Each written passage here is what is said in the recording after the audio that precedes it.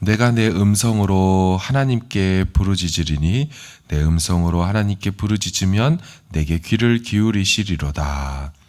나의 환난 날에 내가 주를 찾았으며 밤에는 내 손을 들고 거두지 아니하였나니 내 영혼이 위로받기를 거절하였도다.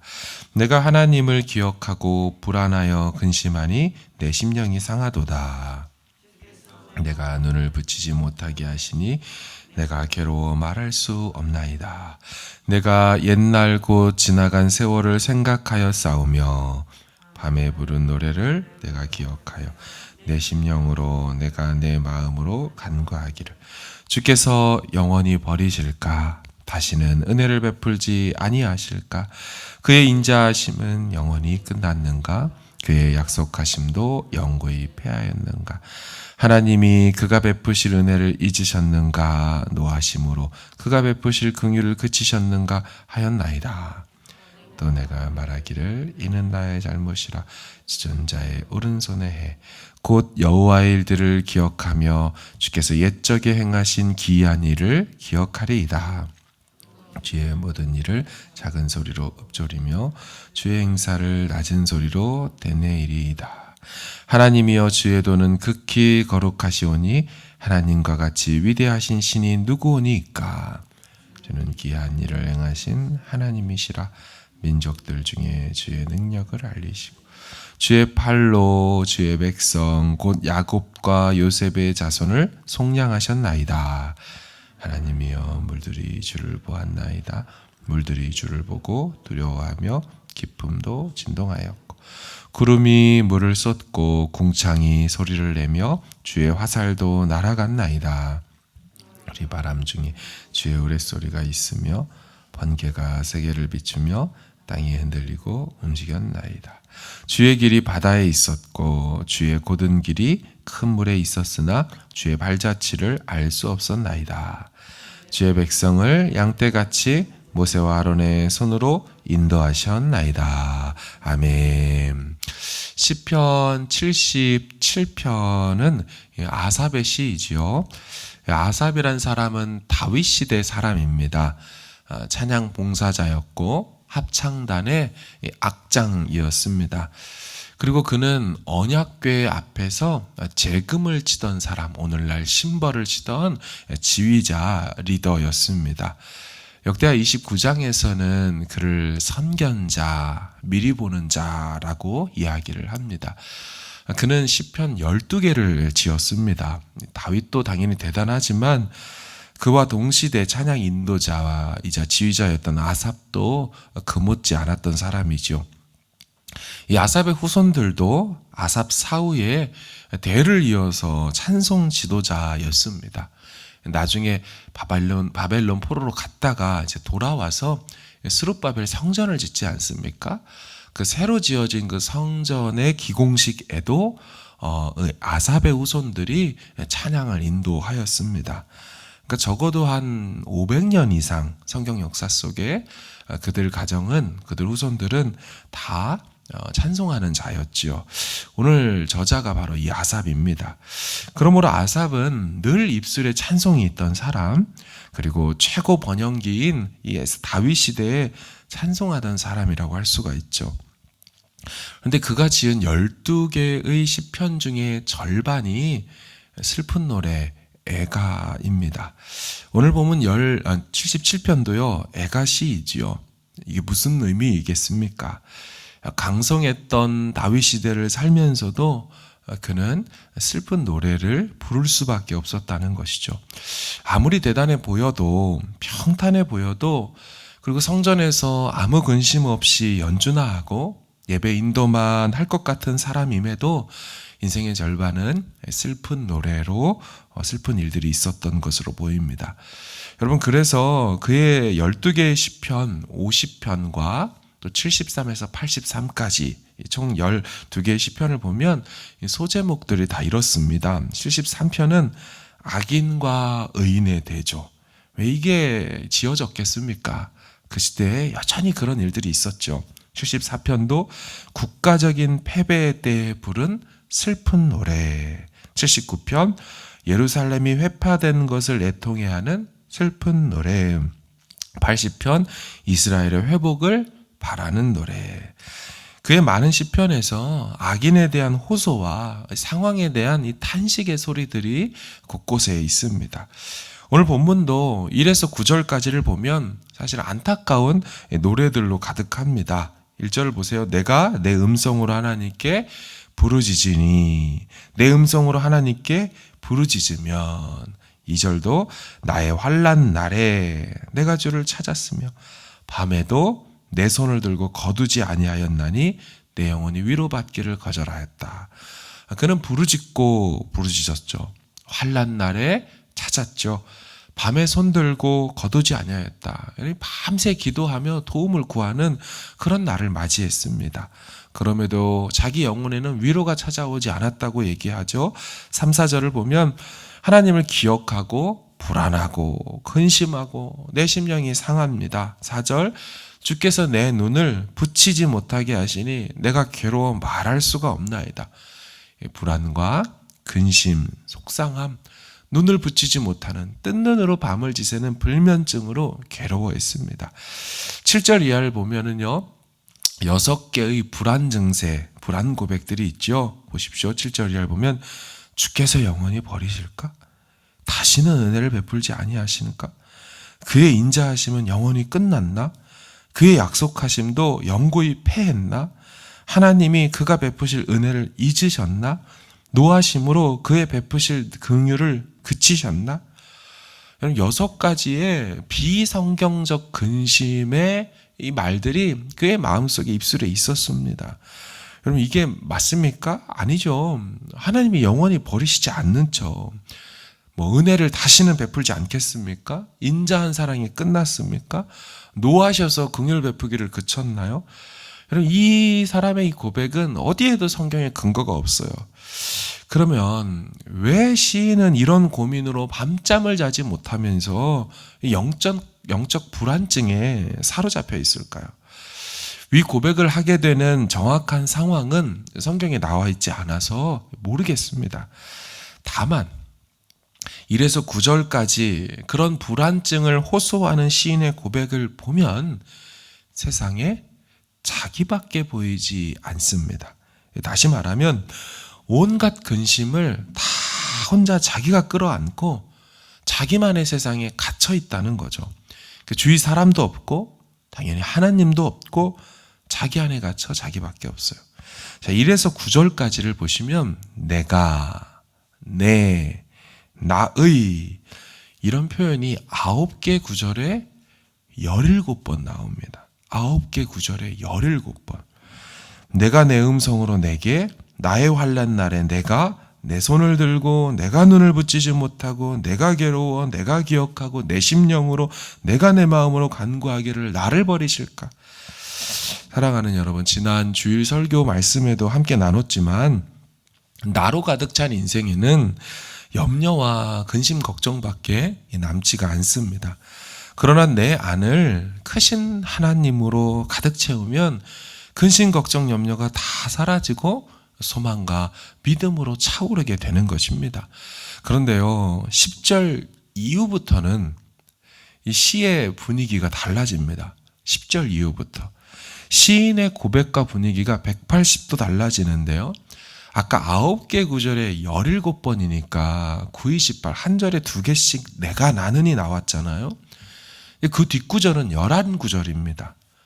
11구절 중에 딱 2번만 내가 나이가 나오고 17번이 반대로 주께서 주의 주는 하나님이여가 똑같이 17번이 반대로 나옵니다. 결국 하나님으로 가득 차면 표정이 바뀌고 눈빛이 바뀌고 이 언어가 달라지는 것이죠. 10절과 11절 보십시오. 또 내가 말하기를 이는 나의 잘못이라. 지존자의 오른손에 해 11절 곧 여호와의 일들을 기억하며 주께서 옛적에 행하신 기이한 일을 기억하리이다. 위에 6가지의 한탄과 불신앙적 고백 이후에 곧장 뭐라 그래요? 이런 생각하는 거 이건 나의 잘못입니다 라고 빠르게 인정을 하죠. 그리고 곧 여호와의 일들을 기억하겠다고, 그거 기억할 거라고 고백하지요. 문제를 자각하고 속히 하나님으로 자신을 채우겠다라고, 하나님 바라보겠다고 태도를 바꿉니다. 시인의 몸부림을 보세요. 12절, 또 주의 모든 일을 작은 소리로 읊조리며 주의 행사를 낮은 소리로 되뇌이리이다. 이 작은 소리로 읊조리고 낮은 소리로 되뇌이는 것, 이거 다 우리식 번역으로 바꾸면 다 묵상하다입니다. 묵상하다입니다. 성경의 내용을 다시 기억해서 그분이 행하신 일들, 그거 다 성경에 적혀 있잖아요. 특별히 이제 출애굽 사건으로 그 뒤로 쭉 나오는데, 그 하나님이 베푸셨던 구원과 일들을 자기 다시 기억하고 자기 안에 다시 채우겠다는 거예요. 말씀으로 채우고 말씀에 계시된 하나님으로 자기 자신의 입술의 고백으로 남기겠다는 거예요. 여러분, 그렇게 하자 이 사람의 표현을 보세요. 13, 14절. 하나님이여 주의 도는 극히 거룩하시오니. 아까 그런 말 없었잖아요. 하나님과 같이 위대하신 신이 누구겠습니까? 아까 그런 말 안 했거든요. 주는 기이한 일을 행하신 하나님이시라. 16, 17절. 하나님이여 물들이 주를 보았나이다. 물들이 주를 보고 두려워하며 기품도 진동하였고 구름이 물을 쏟고 궁창이 소리를 내며 주의 화살도 날아갔나이다. 이 물들이 두려워했다. 이 물들은 두려움의 상징입니다. 출애굽의 문맥 속에서 물은 이집트 군대를 수장시킨 두려움과 죽음의 상징이에요. 게다가 기품도 진동했다. 기품이 떨었다는 겁니다. 이 기품이라는 것은 태고적, 창세 전에 혼돈을 말하는 그 히브리 단어예요. 그래서 두려워 떨었다.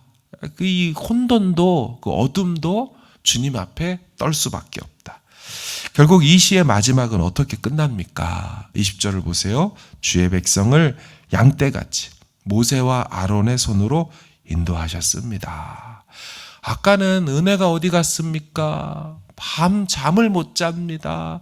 불안합니다. 걱정입니다 하던 사람이 결국 하나님을 목자로, 또 우리 모든 백성들을 양떼처럼 주님이 돌보시고 인도하셨다. 이 섭리와 돌보심으로 고백이 끝나게 되지 않습니까? 사랑하는 여러분, 신앙이라는 게 어떤 의미에서 참 다른 게 없습니다. 날마다 말씀과 기도로 하나님의 말씀, 또 하나님의 마음으로 채우는 게 필요한 것이죠. 어떤 사람이 불안해하지 않고 근심되지 않고 불평이라는 게 안 생기겠습니까? 사탄 마귀는 우리를 내버려 두지 않죠. 불안, 염려, 걱정, 근심, 이 4종 세트로 우리를 죽이고 멸망시키려고 항상 그도 일합니다. 하지만 주님은 말씀하시죠. 하나님을 믿으니 또 나를 믿으라 라고 말씀합니다. 하나님으로 가득 찬 인생에는 염려가 없습니다. 불안이 없습니다. 날마다 이 하나님과 이 하나님의 은혜로 가득히 우리 안을 채우는 것이죠. 그래서 같은 기도를 해도 나 중심, 내 상황, 내 탄식, 내 한탄 이러면은 기도하면서 내가 죽어버립니다. 그게 아니죠. 기도할 때 하나님 중심, 하나님을 바라보는 거예요. 말씀과 성경을 읽을 때도 등장인물 물론 바라볼 수 있지만 하나님이 그 상황 속에서 어떻게 하셨나? 지금 이 상황 가운데 하나님의 속마음은 어떠시며 그 다윗도 바라보고 계실까? 이 고난당하는 성경의 등장인물을 하나님은 어떤 마음으로 바라볼까?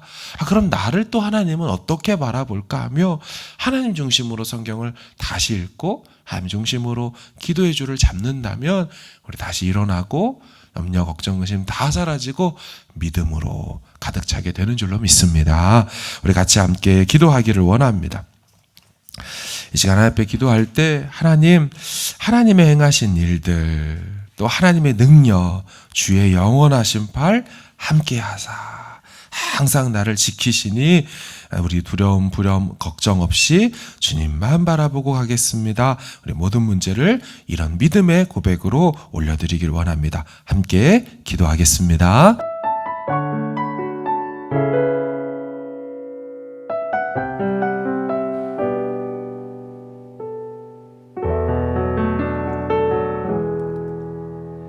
예수 나의 좋은 치료자,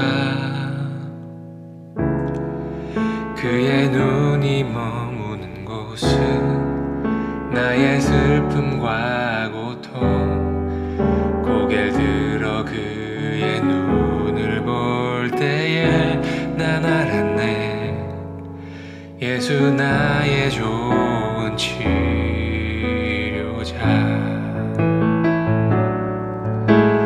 예수 나의 좋은 치료자. 그의 손길이 닿는 곳은 나의 상처와 아픔, 영원히 흐를 것 같았던 눈물 다 멎었네. 예수 나의 치료자.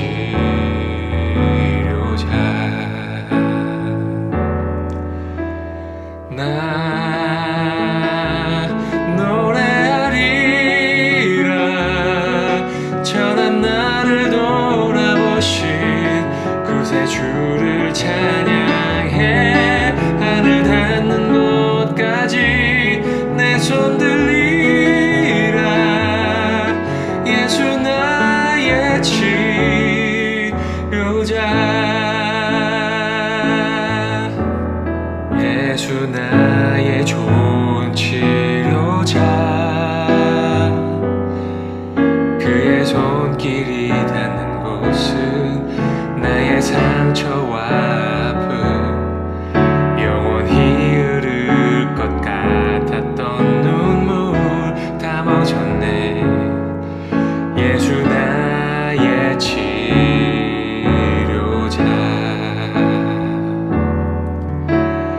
나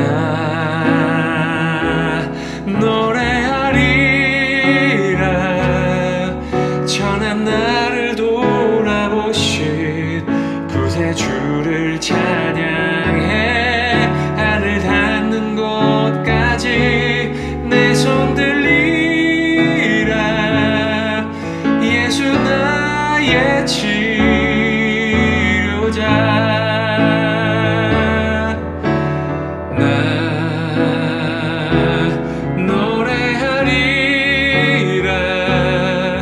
전한 나를 돌아보신 구세주를 찬양해. 하늘 닿는 곳까지 내 손 들리라. 예수 나의 치료자.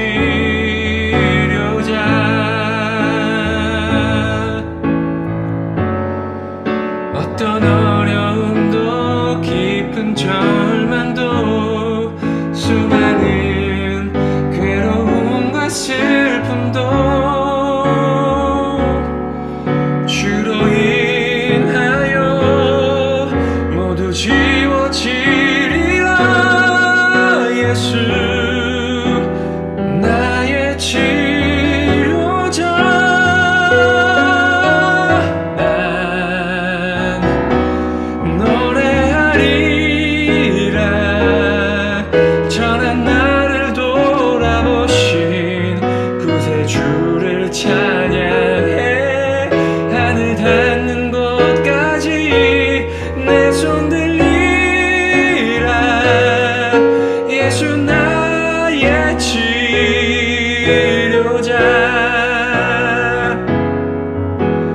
나